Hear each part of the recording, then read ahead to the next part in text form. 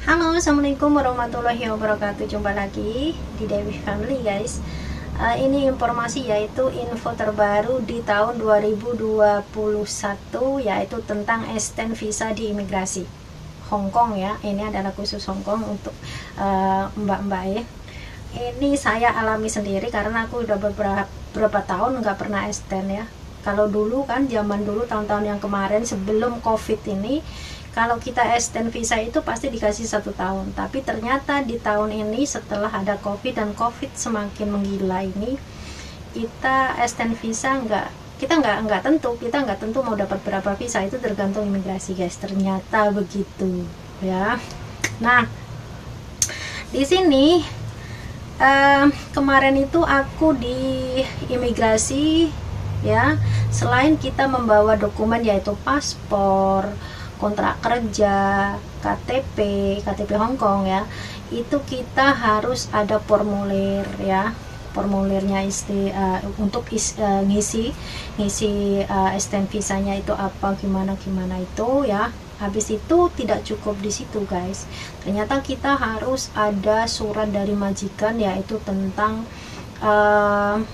tentang permohonan extend visa karena dalam rangka adanya COVID-19 ini.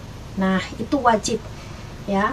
Kalau surat itu tidak ada, walaupun kita udah bawa dokumen asli itu udah lengkap dan formulirnya udah lengkap, tapi kalau tidak ada itu surat itu, maka akan ditolak dengan imigrasi. Nah, itu pengalaman saya. Nah, habis itu apakah udah langsung clear dalam 1 hari? Oh enggak, kita nggak langsung clear ya. Di situ kita nyerahin itu semua, dan alangkah baiknya saya sih merekomendasikan ya buat teman-teman yang mau extend visa, alangkah baiknya formulir itu diisi di rumah ya.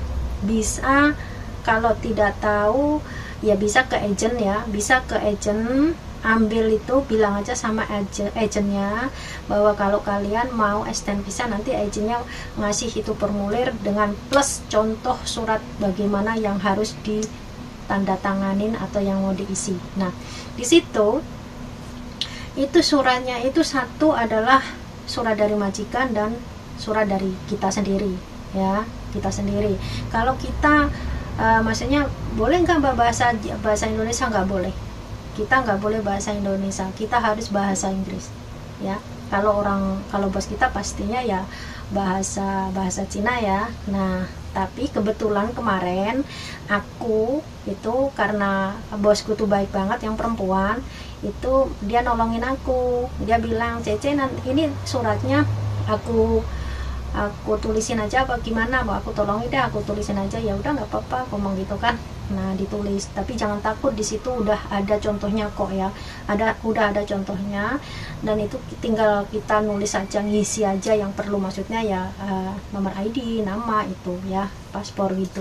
Jadi nggak usah takut, tapi yang jelas kalian harus ke agent dulu ngambil itu ya. Nah, setelah itu alangkah baiknya itu ya, dokumen kalian itu yang dibawa itu adalah yang fotokopi. Kamu bawa semua aja, bawa semua, tapi jangan lupa difotokopi ya. Semua paspor, kontrak kerja, terus ID card ya, semua itu difotokopi. Nah, nanti dicampur dengan formulir itu yang udah kita tanda tanganin, yang udah diisi, terus sama surat itu. Nah, itu kalau habis itu kita sodorin, kita pergi ke imigrasi, kita sodorin ya. Kalau udah kita sodorin, itu ternyata kita disuruh pulang, guys, sama imigrasi, disuruh pulang dan disuruh nunggu surat ya.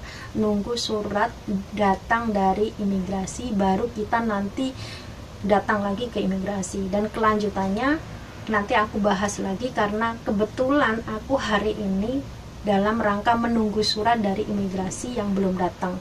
Nggak tahu ini mau datangnya 1 minggu apa 2 minggu, saya nggak tahu.